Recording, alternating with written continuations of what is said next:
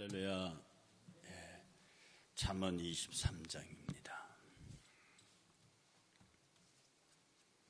잠언 23장 15절에서부터 35절까지입니다. 잠언 23장 15절에서부터 35절 함께 같이 봉독합니다. 23장 15절 내 아들아 만일 내 마음이 지혜로우면 나 곧 내 마음이 즐겁겠고 만일 내 입술이 정직을 말하면 내 속이 유쾌하리라. 내 마음으로 죄인의 형통을 부러워하지 말고 항상 여호와를 경외하라. 정령이 내 장래가 있겠고 내 소망이 끊어지지 아니하리라. 내 아들아 너는 듣고 지혜를 얻어 내 마음을 바른 길로 인도할지니라. 술을 즐겨하는 자들과 고기를 탐하는 자들과도 더불어 사귀지 말라. 술 취하고 음식을 탐하는 자는 가난하여질 것이요 잠자기를 즐겨하는 자는 헤어진 옷을 입을 것임이니라. 너를 낳은 아비에게 청종하고 내 늙은 어미를 경히 여기지 말지니라. 진리를 사되 팔지는 말며 지혜와 훈계와 명철도 그리할지니라. 의인의 아비는 크게 즐거울 것이요 지혜로운 자식은 낳을 자는 그로 말미암아 즐거울 것이니라. 내 부모를 즐겁게 하며 너를 낳은 어미를 기쁘게 하라. 내 아들아 내 마음을 내게 주며 내 눈으로 내 길을 즐거워할지어다. 대저 음료는 깊은 구덩이요 이방 여인은 좁은 함정이라. 참으로 그는 강도같이 매복하여 사람들 중에 사악한 자가 많아지게 하느니라. 재앙이 네게 있느뇨 근심이 네게 있느뇨 분쟁이 네게 있느뇨 원망이 네게 있느뇨 까닭없는 상처가 네게 있느뇨 붉은 눈이 네게 있느뇨 술에 잠긴 자에게 있고 혼합한 술을 구하러 다니는 자에게 있느니라. 포도주는 붉고 잔에서 번쩍이며 순하게 내려가나니 너는 그것을 보지도 말지어다.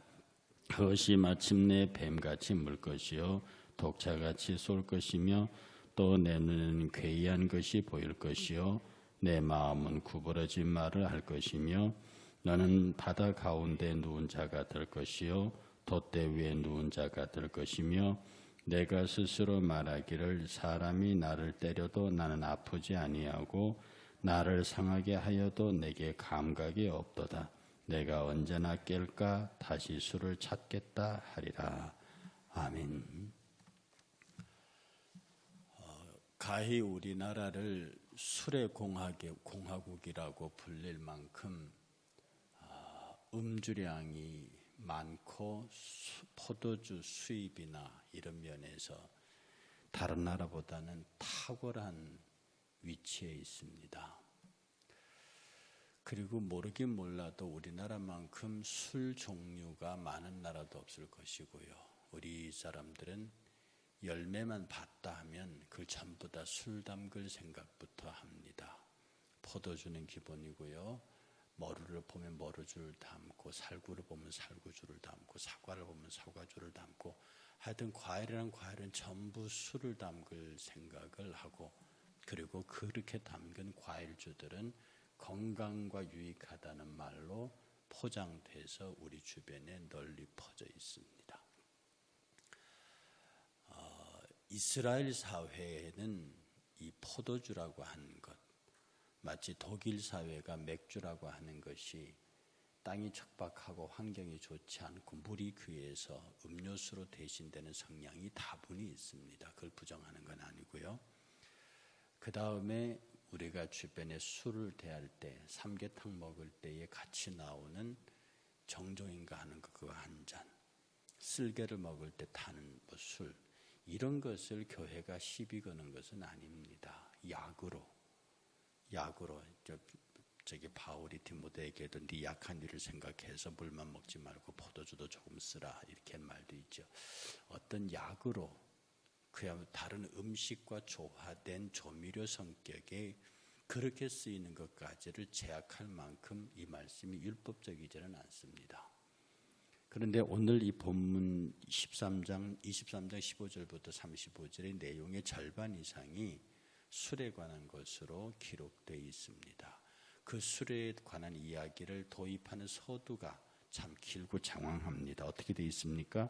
재앙이 네게 있느냐 29절, 근심이 네게 있느냐, 분쟁이 네게 있느냐, 원망이 네게 있느냐, 까닭없는 상처가 네게 있느냐, 붉은 눈이 네게 있느냐, 누구에게 있느냐? 술에 잠긴 자에게 있고 혼합한 술을 구하러 다니는 자에게 있다, 이렇게 말합니다. 일반 이 세상 사람들 속에서도요, 성공하는 사람들, 술에 대해서 성공하는 사람들, 사회적으로 성공하는 사람들에 대해서는 술에 대해서 단호합니다. 제 친구들, 고등학교 동창들을 만나서도 이렇게 모임 보면 사회적으로 일정한 기반이 있고 이름이 있고 그 다음에 그런 사람들은 술에 고주망태가 되는 것을 본 적이 없습니다. 딱 한 잔, 두 잔 친구들과 어울려서 그게 분명히 술자리였는데도 제가 그렇게 가만히 지켜보면 저는 다 목사인 줄 아니까 그렇게 하는데 그렇지 않은 친구들은 이렇게 보면서 그냥 험하게 한 애들은 소주 한 병, 두 병은 기본인데 그래도 사회적으로 괜찮은 지위를 갖고 있고 성공했다고 불리는 친구들을 딱 보면 아무리 마셔도 소주 두 잔 이상을 넘어가지 않습니다. 내가 그것을 보면서 자기 절제력이 뛰어나다. 그 사람은 술을 안 먹는 소리를 안 하죠. 여러 사람과 더불어 사업적으로 비즈니스적으로 술을 하는데 그가 마시는 술의 잔은 소주 한 잔에서 두 잔을 넘지 않습니다. 그렇게 자기 관리하는 모습을 보죠. 근데 상대적으로 친구 만났다고 속 좋다고 기분 좋다고 슬프다고 그냥 들이붓는 사람들이 있습니다.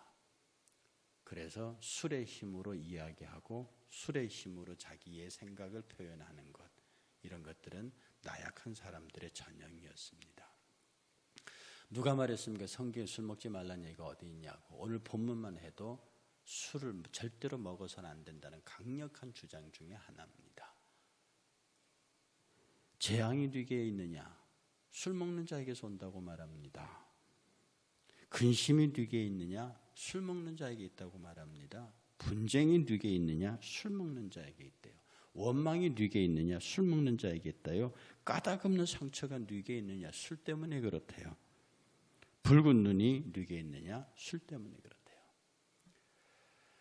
우리의 어떤 기쁨과 슬픔을 표현하는 일, 그런 것이 어떤 약물의 힘으로, 약물로 대표되어지는 술로 이것을 해결할 수 있다고 하는 것은 지극히 어리석은 일입니다. 술을 좋아하는 사람들이 아침에 일어나면 가장 허무해진다고 하는 것이 그것이죠. 어떤 의사가 그랬습니다. 술을 많이 먹고 아침에 일어나면 속이 굉장히 쓰리대요. 그래서 소주 한 잔을 다시 아침에 마시면 쫙 타고 내려가면서 속이 그렇게 시원하대요. 그 의사 말. 그게 죽는 일인지 모른다는 거죠. 그 아침에 소주를 마셨을 때 목구멍부터 아래까지 시원하게 내려가는, 짜릿짜릿 내려가는 것은 그 짜릿짜릿한 느낌 다 그게 위험이라는 겁니다. 그 위험 자국이 알코올이 내려가면서 거기를 지나가니까 그 느낌이 시원하게 느껴진다는 거예요. 사람들이 그게 자기 죽는 건지도 모르고 해장술을 그렇게 해서 위와 장을 그렇게 망가뜨린다는 거죠. 이 술의 특징은 사람을 취하게 만들어서 정신을 빼앗고 그 다음에 그 사람의 육체를 빼앗습니다. 술은 절대로 육체부터 망가뜨리지 않습니다. 술은 먼저 마셔서 그 사람의 정신을 빼앗습니다. 정신을 빼앗는다는 얘기는 기분 좋게 한다는 거죠. 그리고 자신만만하게, 까닭 없는 자신만만함. 평소에는 과장 부장한테 말 한마디 못하다가 친구들과 술 한잔 들어가면 육두문자가 막 나옵니다. 그건 술의 힘입니다. 이렇게 해서 그 사람에게 까닭 없는 자신감, 까닭 없는 만용을 부리게 하고 용기를 갖게 하고 그렇게 해서 일을 저지르게 만들어서 결국 그 몸이 망가지게 만듭니다. 그리고 술의 또 하나의 특징은 안내자, 가이드 역할을 합니다. 술은 타락으로 이끌어갑니다. 죄악의 자리로 이끌어갑니다. 그리고 불필요한 폭력의 자리로 이끌어갑니다. 거칠게 만듭니다. 후련하게 만듭니다. 이런 것들이 나도 모르는 어느 순간에 죄악의 함정이 입구에 와 있다는 사실을, 그리고 술에 의해서 인도된 죄악의 입구는 누구도 그 안에 들어가기를 거부할 수 없다고 하는 사실이에요. 결국은 술 자체가 나쁜 건 아니지만 술 취하는 것은 하나님께서 금하십니다. 잘 들으셔야 합니다. 술 취하지 말라. 이는 방탕한 것이니 오직 성령의 충만을 받으라. 돈을 사랑함이 일만하게 뿌리라. 돈 자체가 죄야. 돈이 일만하게 뿌리라고 하지 않습니다. 술이 죄악이라고 말하지 않습니다. 술은 그야말로 인간이 만든 음식이에요. 돈은 인간이 만든 재화의 한 수단입니다. 그 돈을 사랑하는 것이 죄악이다. 술에 취하는 것이 죄악이다. 취한다는 말은 컨트롤할 수 없다는 뜻이죠. 어떤 사람 말하면 나 술 한 병 먹어도 까딱 없어. 아닙니다. 의학적 분명한 소견은 소주 반 잔이면 술에 취한다고 말합니다. 가만히 생각해 소주 반 잔은 우리의 음식에 들어가는 양 이상을 표현하는 겁니다. 해서 저와 여러분들이 왜 교회가 이토록 완강하게 술에 대해서 부정적인 생각을 갖고 있느냐. 제 친구 중에 신부 친구들이 있습니다. 같이 공부한 사람들 중에서요. 나는 그 신부님들이 마시는 술을 보면 정말 놀랍습니다. 어떻게 그렇게 술을 잘 먹고 많이 먹고, 성도들이 외국 여행 갔다 돌아오면 선물 1번이 C가, 2번째가 포도주입니다. 자기는 다른 선물 다 싫대요. 그거면 돼서 오케이. 그래서 당신 그래서 사목이 돼요? 그래서 강론이 되고 그래서 미사 집전이 됩니까? 그들이 웃으면서 하는 말이 그때는 술 안 취했으니까. 그래서 제가 바라보는 그들의 모습이 아름답지는 못해 보입니다. 우리가 하나님의 경건한 백성으로 이 땅에 살면서 우리 주변에 술 취한 사람들을 권면하고 깨워야 합니다.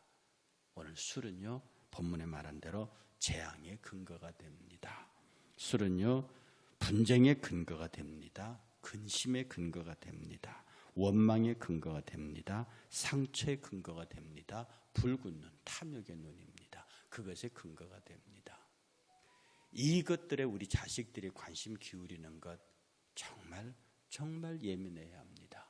나이가 50 넘고 60 넘으면 자기 건강 때문에 술과 담배를 제어하거든요.